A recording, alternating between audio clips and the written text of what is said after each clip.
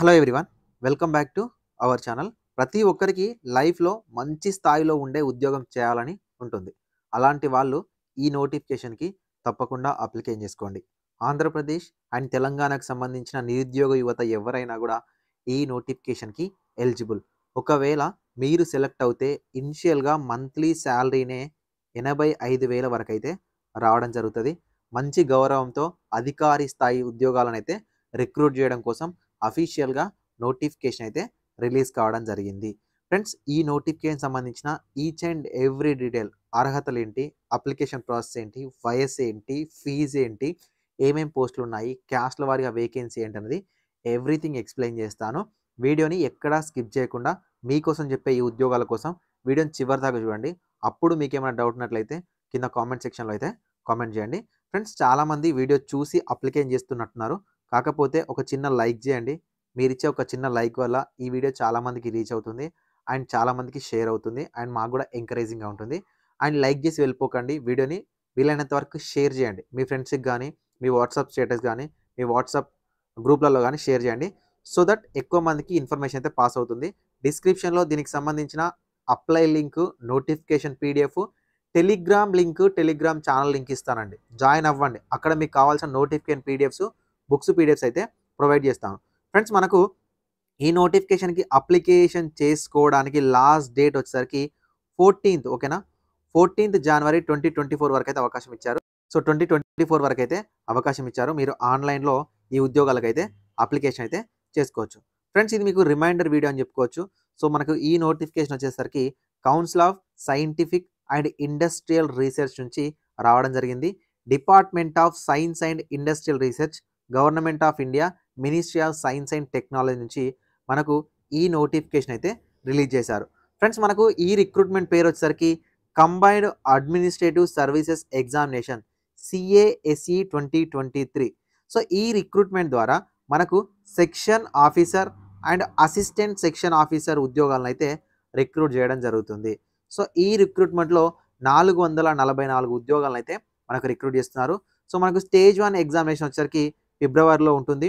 అంటే దాని తర్వాత స్టేజ్ 2 ఎగ్జామ్ కూడా మనకు మార్చి లోపు కానీ, లేకపోతే ఏప్రిల్ లోపు కానీ కండక్ట్ చేసి 4 to 5 మంత్స్‌లో మిమ్మల్ని ఎగ్జామినేషన్‌లోకి అయితే తీసుకోవడం జరుగుతుంది. మీకు CSIR గురించి తెలుసు, council of scientific and research centre.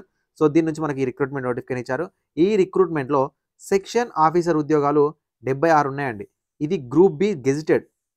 ఈజీగా 85,000 వరకు సాలరీ వస్తాయి. రూ. 47,600 పే స్కేలే. దీనికి DA, TA ఇవన్నీ కలుపుకొని మనకి 85,000 నుంచి ₹1,00,000 వరకు సాలరీ అనేది రావడం జరుగుతది. యూనివర్సిటీ డిగ్రీ, ఏదేని డిగ్రీ అర్హత ఉంటే సరిపోతది. సో ఫ్రెండ్స్, ఈ 76 వేకెన్సీలకు సంబంధించి చెప్తాను ఎవరెవరికి ఎన్ని వేకెన్సీ ఉన్నాయని. దానికన్నా ముందు ఓసీ, ఈడబ్ల్యూఎస్ క్యాండిడేట్స్ అయితే 33 ఇయర్స్ వరకు ఉన్న వాళ్ళు అప్లికేషన్ చేసుకోవచ్చు. ఓబీసీ అయితే 36 వరకు ఉన్న వాళ్ళు అప్లికేషన్ చేసుకోవచ్చు. ఎస్సీ, ఎస్టీ అయితే 38 వరకు ఉన్న వాళ్ళు అప్లికేషన్ చేసుకోవచ్చు.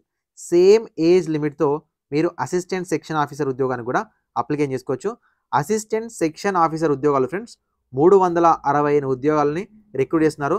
దాదాపుగా దీని పే స్కేల్ కూడా సెక్షన్ ఆఫీసర్ పే స్కేల్‌లోనే ఉంటుంది. ఏదేని డిగ్రీ అర్హత ఉన్న క్యాండిడేట్స్ ఎవరైతే ఉంటారో వాళ్ళైతే అప్లికేషన్ చేసుకోవచ్చు. సేమ్ ఏజ్ రిలాక్సేషన్ అయితే ఇవ్వడం జరిగింది. సో ఫ్రెండ్స్, మనకి ఇక్కడ సెక్షన్ ఆఫీసర్‌లో ఎస్టీ కేటగిరీలో 10 ఉన్నాయి. ఎస్టీ కేటగిరీలో 4 ఉన్నాయి. ఓబీసీలో 19 ఉన్నాయి. అన్‌రిజర్వ్‌లో 6 ఉన్నాయి. అన్‌రిజర్వ్‌లో 37 ఉన్నాయి. ఈ 37 ఉద్యోగాలకు మళ్ళీ ఈ క్యాస్ట్‌ల వాళ్ళు ఎవరైనా కూడా ఎలిజిబుల్ అవుతారు. అదేవిధంగా అసిస్టెంట్ సెక్షన్ ఆఫీసర్ ఉద్యోగాలకు ఎస్సీలో 54, ఎస్టీలో 26, ఓబీసీలో 102, ఈడబ్ల్యూఎస్‌లో 35 అండ్ అన్‌రిజర్వ్‌లో 151 ఉద్యోగాలనైతే ఇవ్వడం జరిగింది. ఈ 151 ఉద్యోగాలకు ఈ క్యాస్ట్‌లు అందరూ కూడా ఎలిజిబుల్ అవుతారు.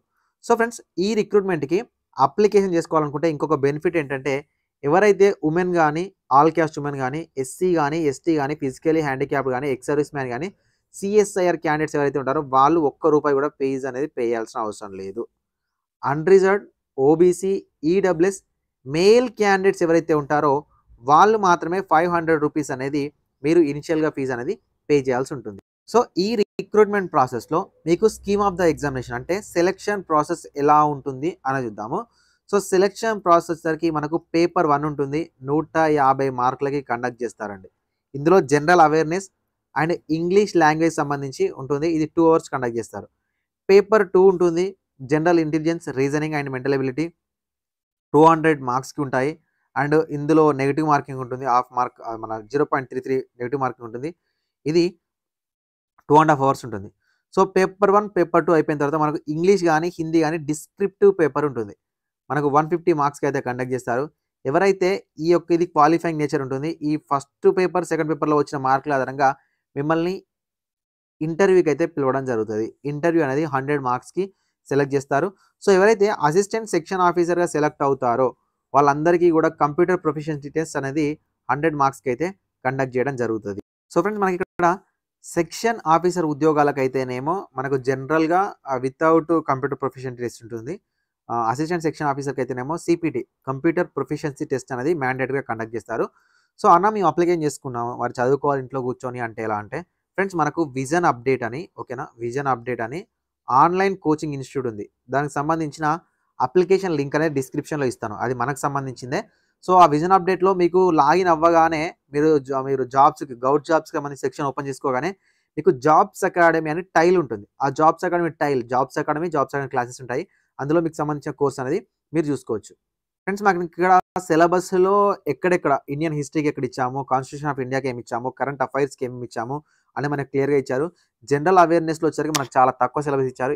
Indian history and Indian national movement, constitution of India అంటే పాలిటీ, హిస్టరీ మాత్రమే ఇచ్చారు. అండ్ దాంతో పాటు కరెంట్ ఈవెంట్స్, కరెంట్ అఫైర్స్ 100 మార్క్స్‌కి ఇచ్చారు.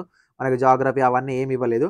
సో, ఇంగ్లీష్ కాంప్రిహెన్షన్ సంబంధించి క్లియర్‌గా ఇచ్చారు. ఎవరైతే బ్యాంకింగ్ రేంజ్‌లో ప్రిపేర్ అవుతున్నారో వాళ్ళు ఈజీగా ఈ ఉద్యోగాన్ని అయితే క్రాక్ చేయొచ్చు.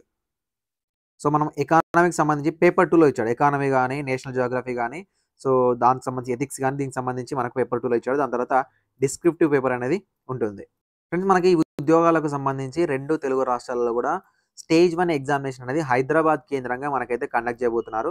సో, దాంతో పాటు మనకు ఒకవేళ మీరు ఫస్ట్ స్టేజ్‌లో క్లియర్ అయితే స్టేజ్ 2 ఎగ్జామినేషన్ అండ్ పేపర్ 3 వచ్చేసరికి మనకు 2 రాష్ట్రాల్లో కలిపి కూడా మనకు హైదరాబాద్ అయితే సెంటర్‌గా ఇవ్వడం జరిగింది. ఎవరైతే 2 తెలుగు రాష్ట్రాల స్టూడెంట్స్ ఉండి మేము అప్లికేషన్ చేసుకోవాలనుకుంటున్నారో వాళ్ళైతే అప్లికేషన్ చేసుకోండి. సో, నేను డిస్క్రిప్షన్‌లో లింక్ అయితే ఇస్తాను. సో, ఆ లింక్ ఏంటి అంటే సో, www.csir.resident.in అనే అఫీషియల్ వెబ్‌సైట్‌లోకెళ్ళి మీరు ఆన్‌లైన్‌లో అప్లికేషన్ చేసుకోవచ్చు. డిస్క్రిప్షన్‌లో లింక్ ఉంటుంది. లేదా పీడీఎఫ్ ఓపెన్ చేసి జస్ట్ ఈ బ్లూ లింక్ మీద క్లిక్ చేసినా కూడా మీకు ఓపెన్ అవుతది. సో, గైడ్‌లైన్స్ ఏంటంటే ఆన్‌లైన్ అప్లికేషన్ చేసుకోవడానికి ఫస్ట్ మీరు రిజిస్ట్రేషన్ చేసుకోవాలి. దాని తర్వాత పేమెంట్ అయితే చేయాల్సి ఉంటుంది. సో, పేమెంట్ చేసిన తర్వాత మీరు అప్‌లోడ్ చేయాల్సిన సర్టిఫికేట్ వచ్చేసరికి మీ ఫోటోగ్రాఫు అండ్ దాంతో పాటు సిగ్నేచర్ అండ్ మీ యొక్క బేసిక్ డీటెయిల్స్ ఓకేనా? సో, బేసిక్ డీటెయిల్స్ అండ్ దాంతో పాటు email ID, mobile number, valid email ID, mobile number అయితే ఉండాలి. సో, ఎవరైతే అప్లికేషన్ రిజిస్ట్రేషన్ చేసిన క్యాండిడేట్స్ ఉంటారో మీరు ఆన్‌లైన్ మోడ్‌లోనే ఫీ పేమెంట్ అయితే చేయాల్సి ఉంటుంది. ఫ్రెండ్స్ ఈ ఉద్యోగాలకైతే అప్లికేషన్ చేసుకోండి. మనకు స్టేట్ గవర్నమెంట్‌ల కన్నా సెంట్రల్ గవర్నమెంట్ ఉద్యోగాలు అయితే తొందరగా వస్తాయి.